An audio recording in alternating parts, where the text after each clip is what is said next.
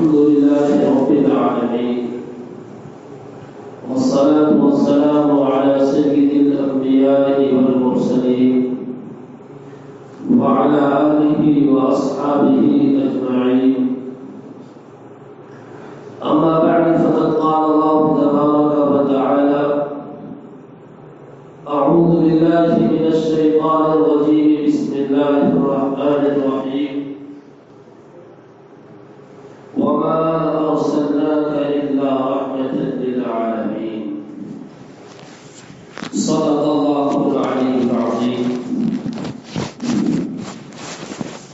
وعن أبي هريرة رضي الله تعالى عنه قال: قال رسول الله صلى الله عليه وسلم: مثلي كمثل رجل استوقد نارا فلما أضاءت ما حولها جعل الفراش وهذه الدواب التي تقع في النار يقعن فيها، وجعل يحجزهن فيغلبن ويتقحمن فيها، وأنا آخذ بحجزكم عن النار وأنتم تقحمون فيها، أو كما قال عليه الصلاة والسلام.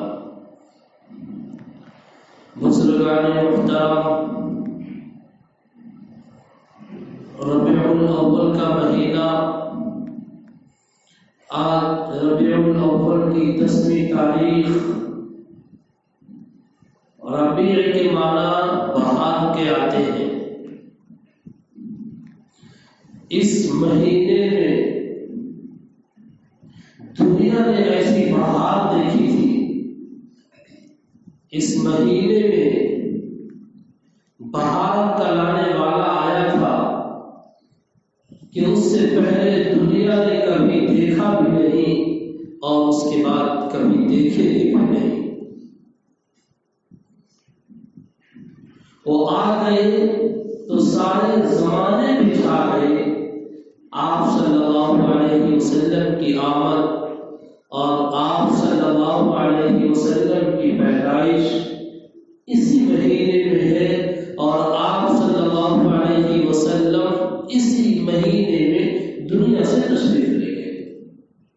تو آپ صلی اللہ علیہ وسلم کی آمد کا مہینہ بھی یہی ہے، اور آپ صلی اللہ علیہ وسلم کے دنیا سے پردہ فرمانے کا مہینہ بھی یہی ہے. اور آپ صلی اللہ علیہ وسلم تشریف لائے. 40 سالہ دور نبوت، 40 سالہ نبوت سے پہلے کا دور، 40 سال کو نبوت سے سرفراز کیا گیا.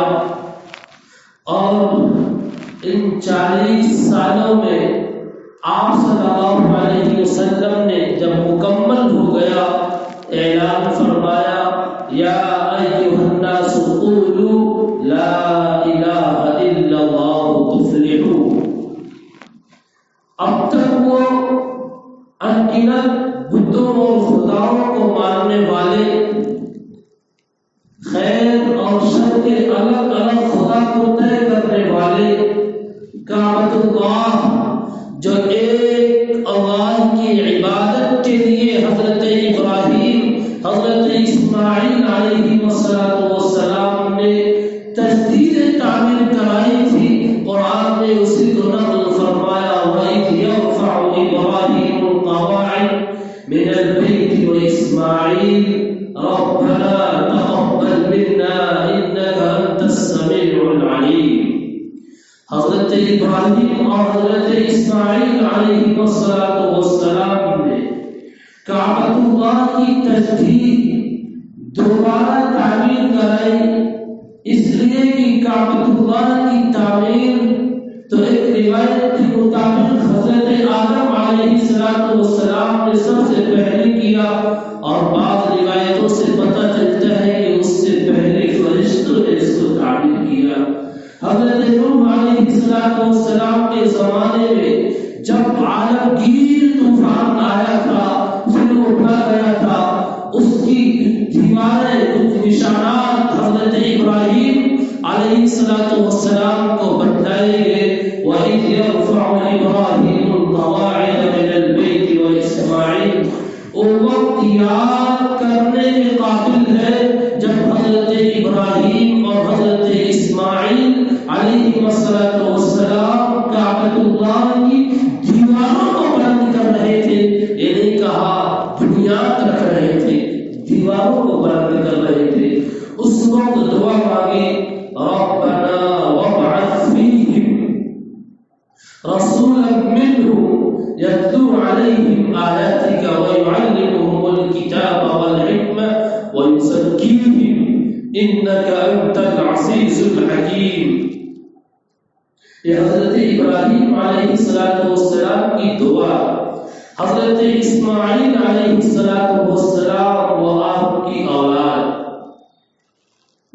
اور حضرت اسماعیل علیہ السلام کی اولاد میں اور نسل میں نبی کی دعا کی درخواست اللہ تبارک و تعالیٰ کے سامنے کی جا رہی ہے. حضرت ابراہیم علیہ السلام کے ایک اور صاحبزادے حضرت اسحاق علیہ السلام ہیں، جن سے حضرت یعقوب علیہ السلام، حضرت یوسف علیہ السلام، یہ سلسلہ چلتا ہے جس میں انبیاء کرام بنو اسرائیل کے بہت زیادہ آئے. اور حضرت اسماعیل علیہ السلام کی نسل میں جس وقت دعا کی جا رہی ہے اے اللہ نبی بھیج دے، تو ہزاروں سال کے بعد ایک نبی پیدا ہوتا ہے جسے دنیا احمد مصطفیٰ محمد مصطفیٰ صلی اللہ علیہ وسلم کے نام سے یاد کرتی ہے، جس نے یتیمے کی ماں کا قرآن درست کتب خانے چند ملت بشست، ایک یتیم جس نے ابھی قرآن کو بھی نہیں سیکھا، ابھی قرآن سیکھتا تھا، ابھی قرآن تو مکمل نازل بھی نہیں ہوا، یتیمے کی ماں کا قرآن درست کتب خانے چند ملت بشست، جتنے مذاہب دنیا میں تھے اور جتنے مسالک دنیا میں تھے، جتنے ادیان دنیا میں تھے، یہ اللہ سب کو ختم کر دیا اور اعلان ہو گیا ان الدین عند اللہ الاسلام. اب اللہ کی نظر میں صرف دین اسلام باقی رہ گیا. اور سنو ومن یبتغ غیر الاسلام دینا فلن يقبل منه، کوئی اسلام کے علاوہ کسی اور مذہب کو اپنائے گا، کسی اور دین اور طریقے کو اپنائے گا، کان کھول کر کے سن لے، فلن يقبل منه، اس کی جانب سے قبول نہیں کیا جائے گا، اس کے چہرے پر مار دیا جائے گا، اس کو اس کے دین، اس کے مذہب، اس کے طریقے زمین جہنم میں چھوڑ دیا جائے گا. اگر کامیابی چاہتے ہو تو اب لا الہ الا اللہ محمد رسول اللہ. حضرت ابراہیم علیہ السلام کی ان دو اولادوں میں، ایک میں حضرت اسحاق علیہ السلام جن کا قبلہ بیت المقدس ہے، ہزاروں ہزار انبیاء کرام آتے ہیں، لیکن حضرت اسماعیل علیہ السلام کی نسل میں صرف ایک رسول آتا ہے جسے دنیا محمد عربی کے نام سے جانتی ہے صلی اللہ تعالی علیہ وسلم. میں اس میں رک کر کے آپ کو ایک دو سبق دوں. حضرت اسماعیل علیہ السلام نے اور حضرت اسماعیل علیہ السلام نے کعبۃ اللہ کی تعمیر کے وقت دعا مانگی. پتہ چلا اگر کہیں مسجد کی تعمیر ہو رہی ہو، پتہ چلا کہیں مسجد کی تعمیر ہو، مسجد کی دیواریں ہو، مسجد کی بنیاد کا کام ہو اور مسجد کا کوئی بھی کام ہو، اس وقت آدمی اللہ کے سامنے اپنی ضرورت کو رکھے، اپنی حاجت کو رکھے، اللہ اس کی حالت کو دور فرمائے گا، اس کی حالت کو مکمل فرمائے گا. اور مسجد کی تعمیر کا کوئی بھی کار خیر ہو، پتہ چلتا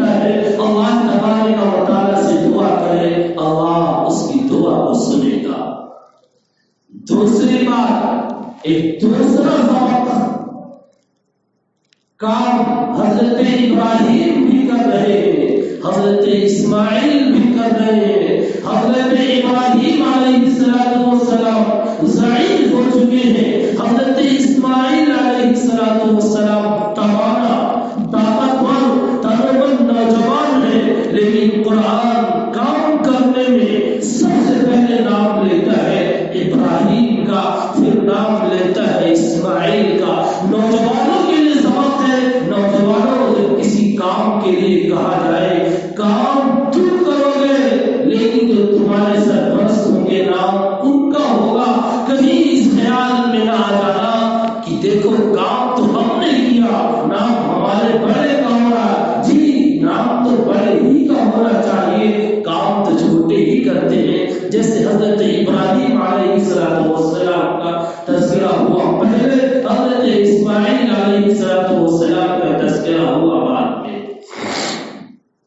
اس وقت جب حضرت ابراہیم نے دعا مانگی اور اس کے بعد اسی میں حضرت اسحاق، حضرت یعقوب، حضرت یوسف اور دیگر انبیاء کرام، حضرت موسیٰ علیہ السلام، پھر انبیاء کرام کے بنی اسرائیل کا نبیوں کا ایک لمبا اور طویل سلسلہ چلتا ہے، یہاں تک کہ بنی اسرائیل کے سب سے آخری نبی جسے دنیا حضرت عیسیٰ علیہ السلام کے نام سے جانتی ہے، اتنے سارے انبیاء کرام آئے۔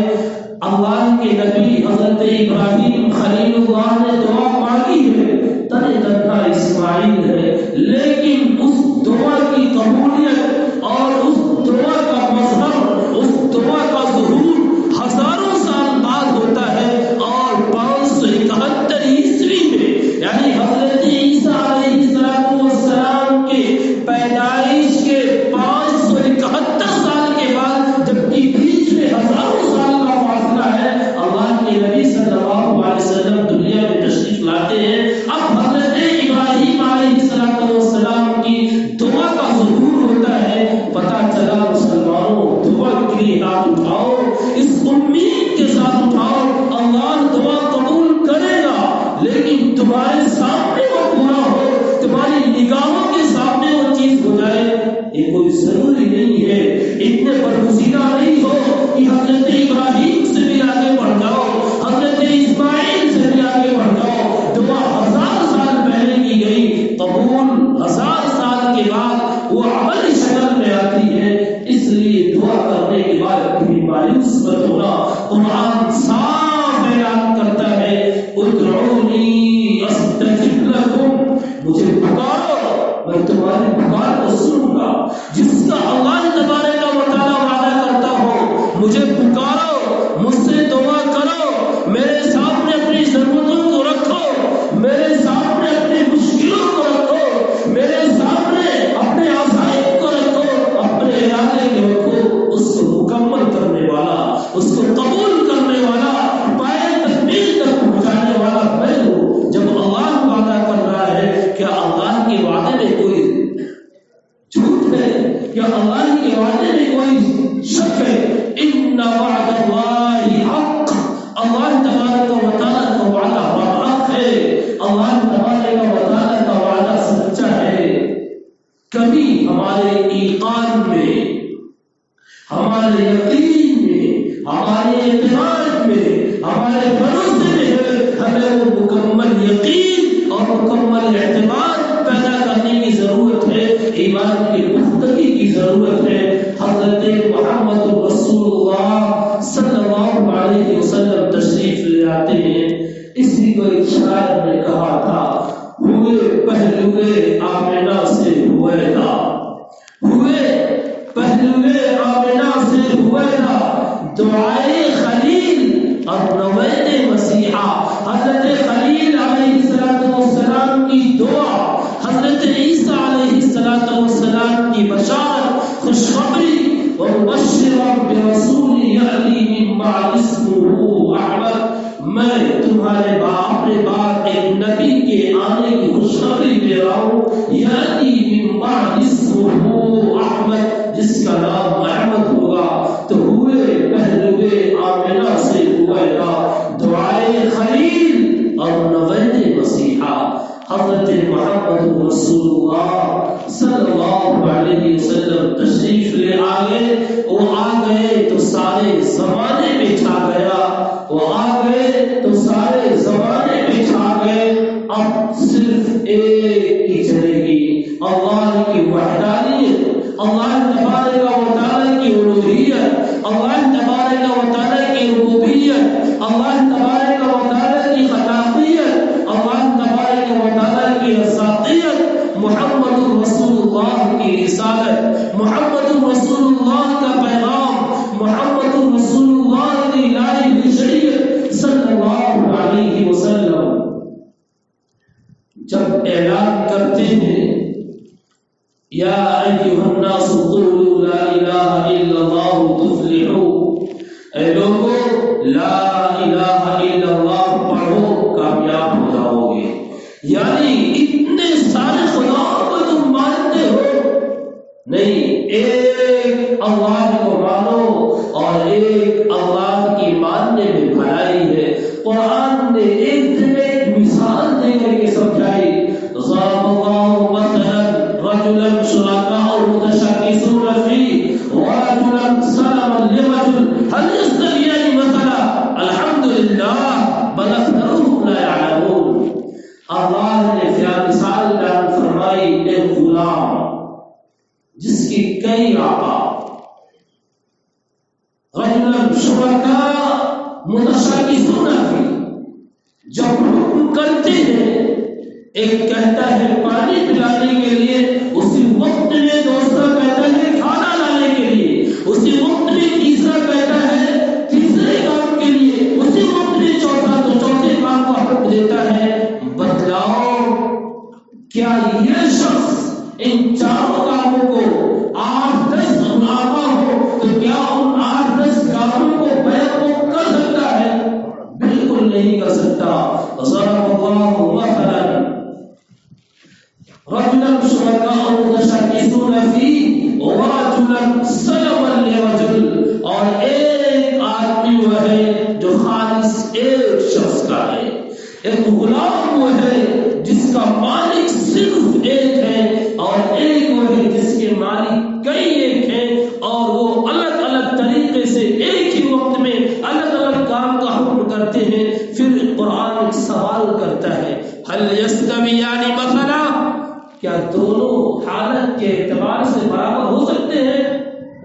کیا دونوں کی حالت یکساں ہو سکتی ہے کہ ایک کئی ایک کا مملوک ہے اور ایک صرف ایک کے ماتحت اور ایک کی نگرانی میں؟ هل يستويان مثلا، کیا دونوں کی حالت ہو سکتی ہے؟ نہیں، دونوں کی حالت یکساں نہیں ہو سکتی. الحمدللہ، اللہ تبارک و تعالیٰ کا شکر ہے کہ ہم ایک والے ہیں. بل اکثرهم لا يعلمون، اکثر لوگ اس کو نہیں جانتے ہیں. تو اللہ تبارک و تعالیٰ نے ایک مثال بیان فرما دی کہ دیکھو مومن وہ ہے جو ایک اللہ کی مانتا ہے، کافر وہ ہے جو اللہ تبارک و تعالیٰ کو نہیں مانتا، وہ کئی ایک کی مانتا ہے. اسی کو علامہ اقبال نے کہا تھا یہ ایک سجدہ جسے تو گرا سمجھتا ہے، یا ایک سجدہ جسے تو گرا سمجھتا ہے 1000 سجدے سے دیتا ہے آدمی کو نجات. کیا مطلب اس کا؟ یعنی ایک اللہ تبارک و تعالیٰ کے سامنے جو جھکنے کو بوجھ سمجھتا ہے، ایک اللہ کے سامنے نہیں جھکتا.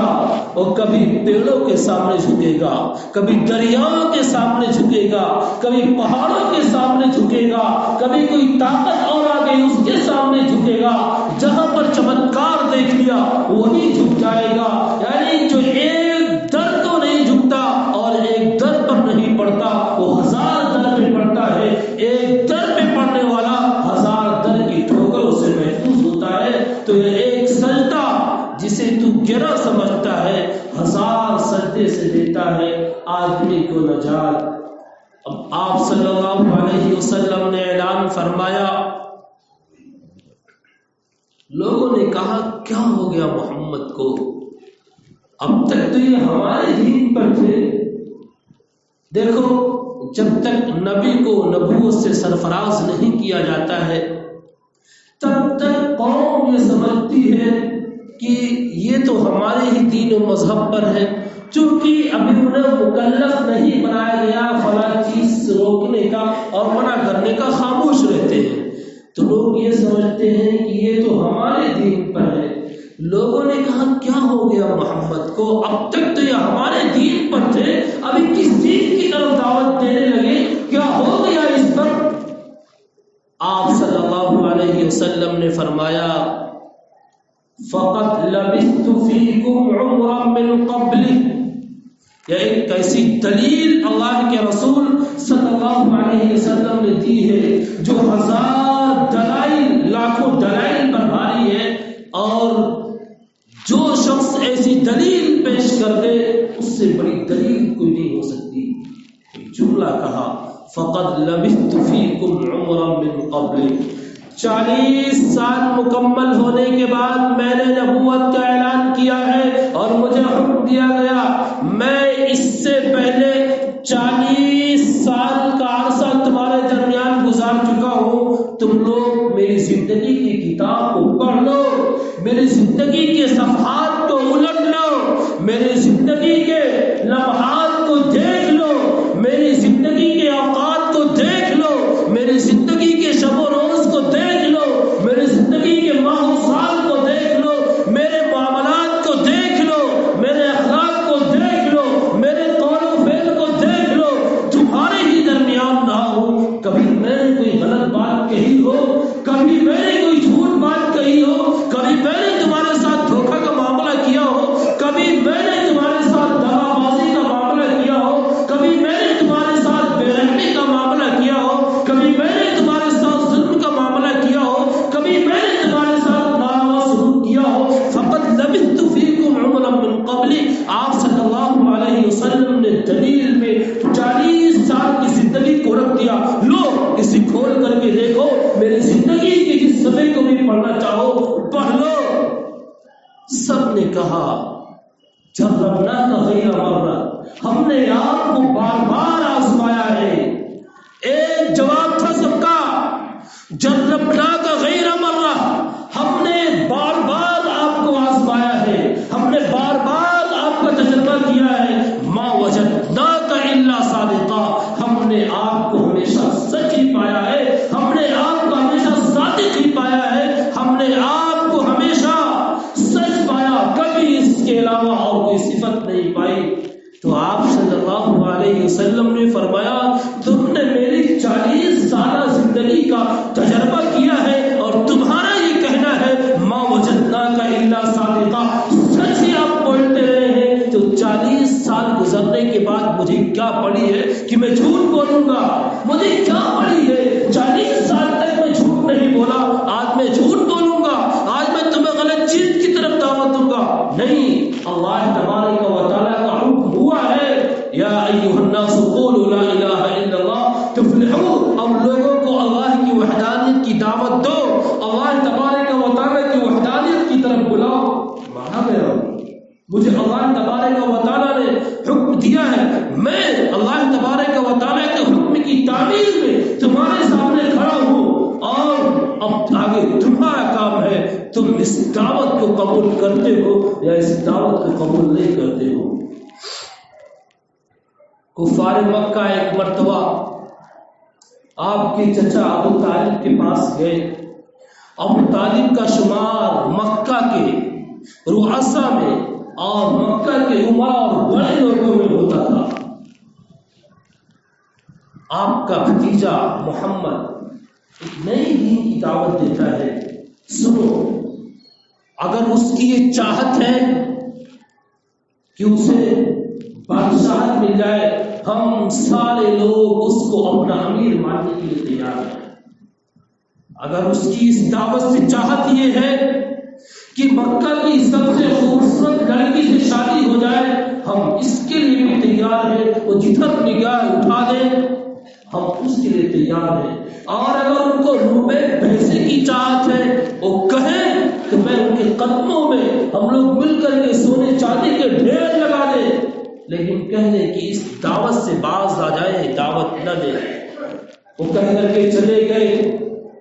ابو طالب نے چچا نے بھتیجے کو بلایا، کہا محمد آپ کی قوم ایسا ایسا کہہ رہی تھی، اور آ کر کے میرے سامنے انہوں نے تجویزیں رکھی ہیں، کہا محمد سے کہہ دو باہر آ جائے، رک جائے، اس دین کی دعوت نہ دے۔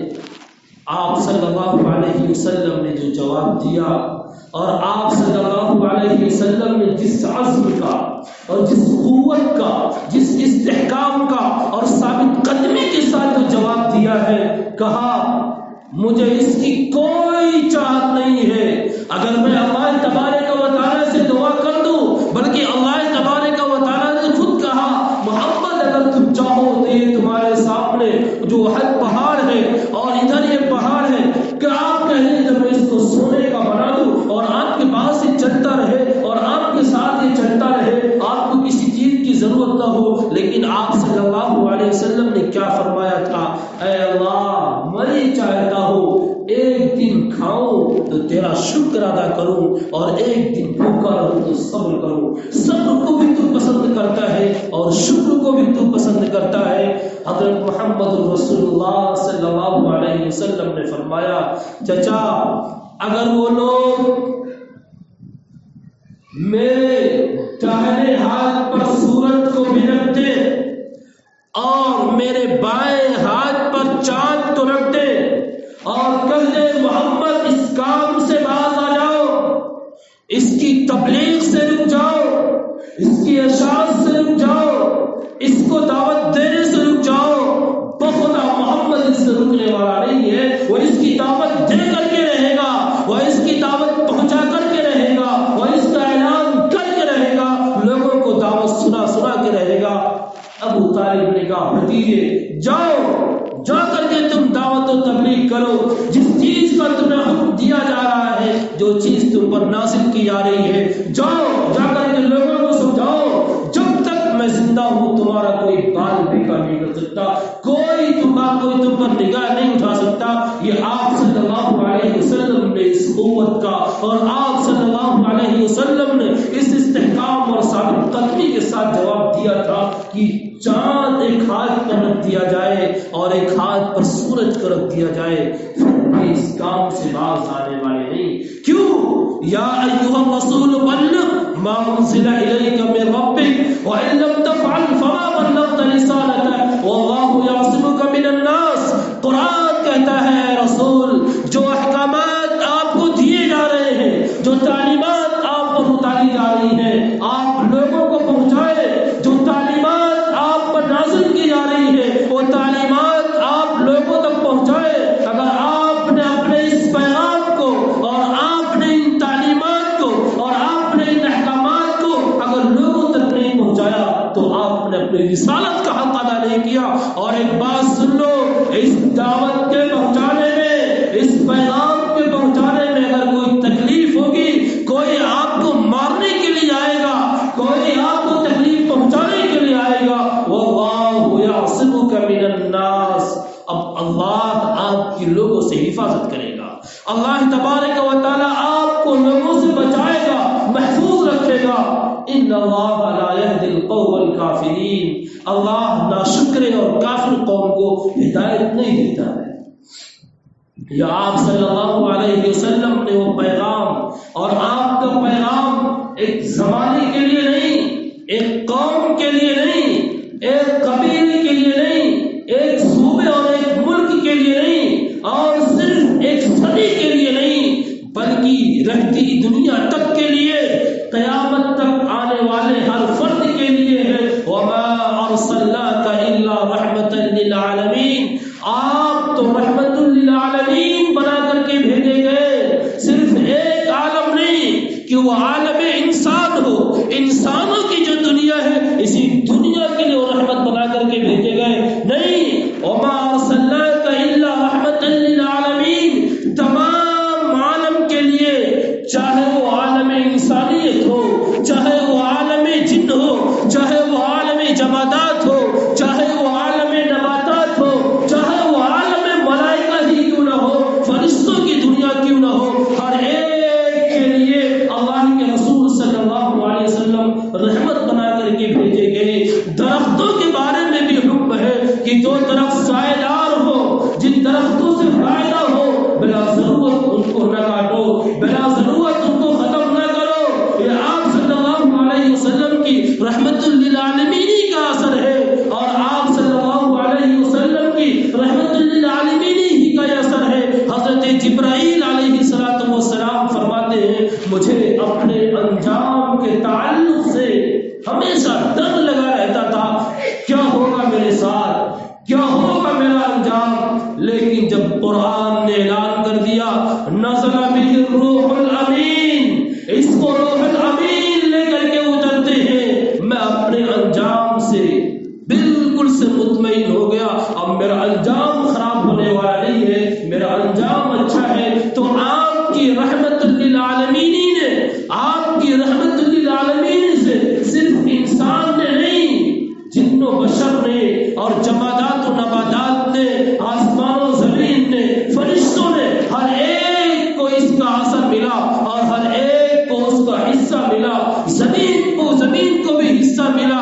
آپ صلی اللہ علیہ وسلم نے فرمایا زمین پر چلو تو زمین پر اپنے پیروں کو پٹکتے ہوئے اور زور سے رکھتے ہوئے نہ چلو، اکڑ کر نہ چلو، نرمی کے ساتھ چلو، اور اس طریقے سے سینہ پھلاتے ہوئے اور اکڑتے ہوئے آسمان کی طرف دیکھتے ہوئے نہ چلو، بلکہ بس نگاہ رکھ کر کے اپنے سر کو جھکا کر کے چلو۔ یہ آپ صلی اللہ علیہ وسلم کی رحمت للعالمین، اور یہ جب رحمت للعالمین ہے یہ ہر وقت کے لیے، ہر قوم کے لیے، ہر لمحے کے لیے، ہر مسئلے کے لیے اور ہر مشکل کے لیے ہے۔ جب بھی کوئی حالت پیش آئے آپ صلی اللہ علیہ وسلم کی تعلیمات کو دیکھ لیں، آپ صلی اللہ علیہ وسلم کی تعلیم اور آپ صلی اللہ علیہ وسلم کا فرمان ہماری رہنمائی کرے گا، ہماری رہبری کرے گا، ہماری قیادت کرے گا، ہمارے لیے راستہ ہموار کرے گا۔ اور ایک بات، کبھی مسلمان خوف زدہ ہوتا ہے، کبھی وہ گھبرانے لگتا ہے۔ اللہ تبارک و تعالیٰ نے ایک چیز کرنے کا اور ایک چیز پر جمنے کا حکم دیا کہ اسی پر جم جاؤ، کبھی بھی تم پر خوف نہیں ہوگا، کبھی بھی تم غمگین نہیں ہوگے، اور یہی نہیں صرف غم ہلکا ہوگا، یہی نہیں کہ صرف ڈر ختم ہوگا، بلکہ اللہ تبارک و تعالیٰ تمہیں عزت و افتخار سے نوازے گا، اللہ تبارک و تعالیٰ تمہیں باعزت بنائے گا۔ وَلَا تَهِنُوا وَلَا تَحْزَنُوا وَأَنْتُمُ الْأَعْلَوْنَ إِن كُنتُم مُّؤْمِنِينَ، وَلَا تَهِنُوا وَلَا تَحْزَنُوا وَأَنْتُمُ الْأَعْلَوْنَ إِن كُنتُم مُّؤْمِنِينَ۔ گھبرانا نہیں، بزدل نہ ہونا، خوف نہ کرنا۔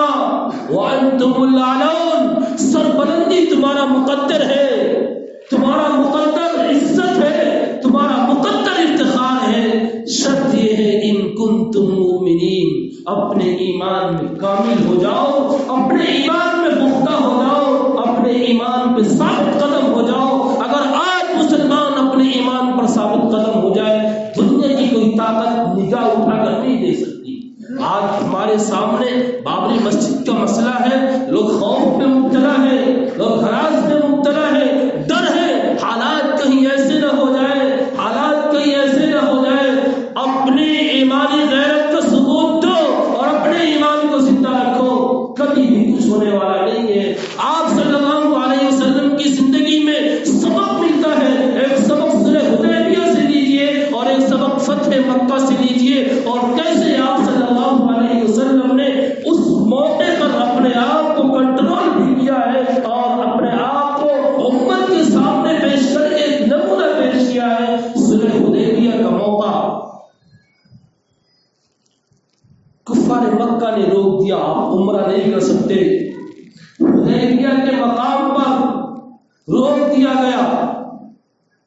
ادھر سے آئے، اب ایک معاہدہ ہوگا، اس معاہدے پر دستخط ہوگی،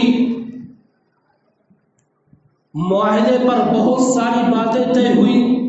اس میں سے ایک بات یہ بھی آئی کہ اگر کوئی مکہ کا کافر مسلمان ہو کر کے مدینہ طیبہ جاتا ہے اسے واپس کرنا ہوگا، لیکن اگر کوئی مدینہ طیبہ سے کوئی مسلمان، کوئی مومن کافر ہو کر کے مکہ آتا ہے اسے واپس نہیں کیا جائے گا، یہ شرط منظور کر لی جاتی ہے۔ اس وقت حضرت عمر فاروق رضی اللہ تعالی عنہ نے کہا اللہ کے رسول کیا ہم اتنے کمزور ہیں کہ ہم اس طریقے سے دب کر کے صلح کریں اور اس طریقے سے نیچے آ کر کے صلح کریں؟ لیکن بہرحال آپ صلی اللہ علیہ وسلم نے صلح کی، اس معاہدے پر دستخط بھی ہوئی۔ بظاہر ایسا نظر آ رہا تھا کہ مسلمان یہاں پر ہار گئے، مسلمانوں نے بہت دب کر کے صلح کی ہے، ایسا لگ رہا تھا کہ مسلمان پسپا ہو گئے، مسلمان ذلیل ہو گئے، مسلمان رسوا ہو گئے۔ لیکن قرآن نے کہا انا فتحنا لک فتحا مبینا، ہم نے آپ کو فتح مبین عطا کیا ہے، یعنی یہ پیش خیمہ ہے، یہ مقدمہ ہے، یہ پہلی عید ہے فتح مبین کی، اور مکمل جیت کی اور کھلی ہوئی جیت کی۔ چنانچہ فتح مکہ کی بنیاد یہی فتح صلح حدیبیہ بنتی ہے۔ اگر کبھی حالات ایسے ہوئے اور فیصلہ ہمارے خلاف آیا، مسجد تھی اس کے خلاف آیا، ہمیں سبق حاصل کرنا ہے، کچھ اور کھڑے ہو کر کے اعلان اور شور و غل نہیں کرنا ہے اور اس طریقے سے بھڑکاؤ بیان جاری نہیں کرنا ہے، بلکہ وہ صلح حدیبیہ سے سبق لیتے ہوئے ہمیں سیکھنا ہے اور صبر کرنا ہے۔ یہ ہمارے بھی ہو سکتا ہے فتح کی بنیاد پڑ رہی ہو اور فتح کی پہلی اینٹ داخل کی جا رہی ہو، اور اگر مسجد ہے، مسجد کے حق میں فیصلہ آ گیا تو اب بہت زیادہ خوش ہو کر کے اور اس طریقے سے اپنے سینے کو اکڑ کر کے اور اس طریقے سے آتش بازی میں لگ کر کے اور طرح طرح سے خوشیاں منا کر کے کہ لوگوں کے دلوں کو ٹھیس پہنچے، ایسے جشن منانے لگے، اس کی بھی اجازت اسلام نہیں دیتا۔ اور فتح مکہ جہاں پر آپ صلی اللہ علیہ وسلم کو اتنا ستایا گیا، اتنا ستایا گیا، اتنا ستایا گیا کہ آپ صلی اللہ علیہ وسلم کو اس سرزمین چھوڑنی پڑی جو سرزمین اتنی پیاری تھی۔ ہجرت کے موقع پر آپ صلی اللہ علیہ وسلم نے کہا اے مکہ تو مجھے بہت عزیز ہے، اے مکہ تو مجھے بہت پیارا ہے، اے مکہ تو مجھے بہت عزیز ہے، اگر یہاں کے لوگ مجھے یہاں سے نہ نکالتے میں کبھی بھی تجھ سے جدائی اختیار نہیں کرتا، میں کبھی بھی تیرے دامن کو نہیں چھوڑتا۔ قرآن نے کہا ان الذی فرض علیک القرآن لرادک الی معاد، نبی آپ غمگین مت ہو، نبی آپ پریشان مت ہو، یہ آپ جس نے آپ پر قرآن اتارا ہے وہ ضرور آپ کو یہاں پر لائے گا اور یہ آپ کے حوالے کیا جائے گا۔ سن 8 ہجری میں مکہ فتح ہو جاتا ہے، اور جب مکہ فتح ہوتا ہے تو آپ کی چال اور آپ کے چلنے کا انداز، اونٹنے پر بیٹھے ہوئے جا رہے ہیں، اس چال کے انداز کو دیکھنا مؤرخین اور سیرت نگاروں نے لکھا ہے جب آپ صلی اللہ علیہ وسلم چل رہے ہیں تو آپ صلی اللہ علیہ وسلم کے چلنے کا، اس میں بیٹھنے کا جو انداز ہے، تواضع سے، انکساری سے، مسکنت سے، عاجزی سے، آپ صلی اللہ علیہ وسلم کا سر اتنا نیچے ہو رہا ہے جو کجاوا اونٹنے پر رکھا ہوا ہے اس کے ساتھ جا کر کے مل جاتا ہے۔ یہ تواضع کا عالم ہے۔ کہاں داخل ہو رہے ہیں؟ فاتحانہ مکے میں داخل ہو رہے ہیں، جہاں پر آپ کے دشمن جو خون کے پیاسے تھے، جو آپ کی جان لینے کے لیے تیار تھے، جو آپ کے وجود کو دیکھنا نہیں چاہتے تھے، آپ کے وجود کو ختم کر دینا چاہتے تھے، وہ آپ کے سامنے تھے، آپ وہاں پر جا رہے تھے۔ اس وقت ایک صحابی نے اعلان کیا الیوم یوم الملحمہ، الیوم یوم الملحمہ، آج کا دن تو لڑائی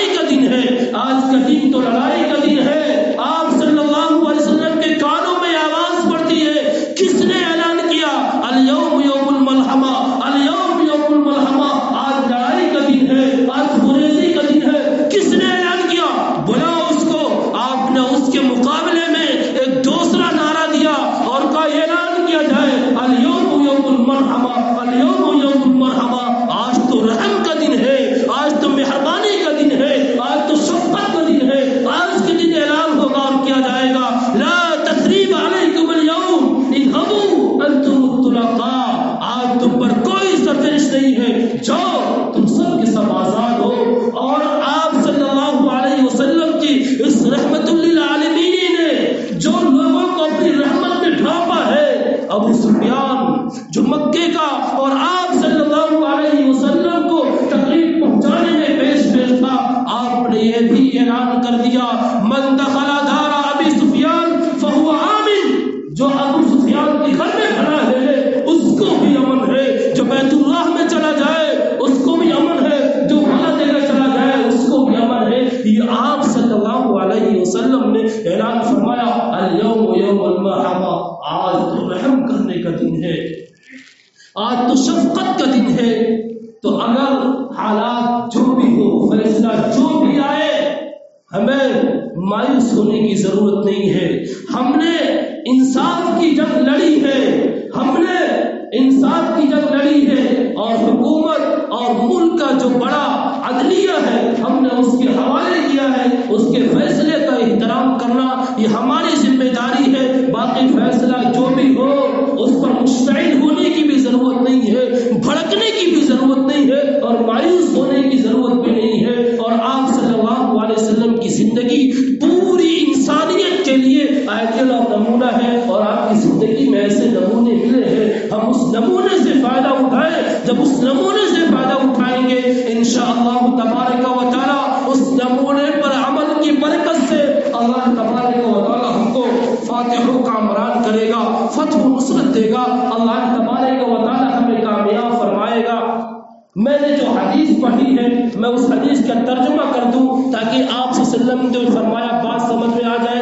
وقت زیادہ ہو چکا ہے، 2-3 منٹ کا ٹائم لگے گا، زیادہ نہیں. حضرت ابو ہریرہ رضی اللہ تعالی عنہ روایت کرتے ہیں اللہ کے رسول صلی اللہ علیہ وسلم ارشاد فرماتے ہیں میری مثال اس آدمی کی طرح ہے جس نے ایک آگ روشن کی، ایک آگ جلائی.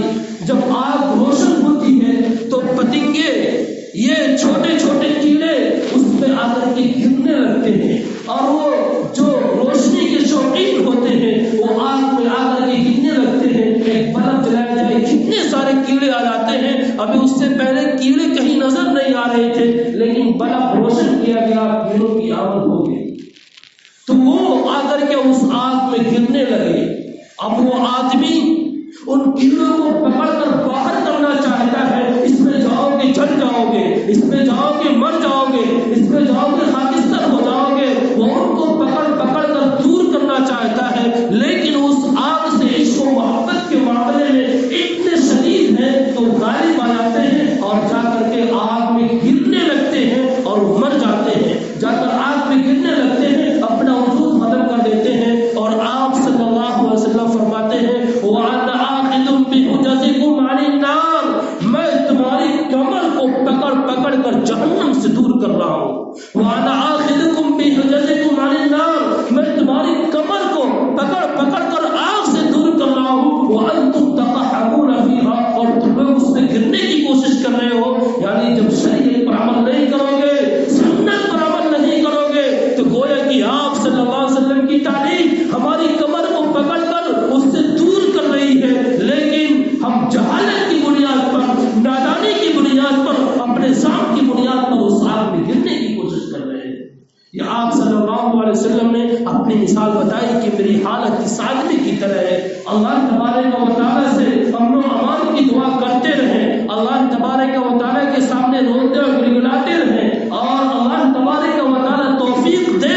توفیق مانگے بھی، کچھ صدقہ بھی کرے کہ اللہ تبارک و تعالیٰ پورے ملک کے اندر، پوری دنیا میں امن و امان قائم رکھے، امن و امان باقی برقرار رکھے. شر و فساد سے ہم سب کی حفاظت فرمائے، پوری امت مسلمہ کی حفاظت فرمائے، اس ملک کی بھی حفاظت فرمائے.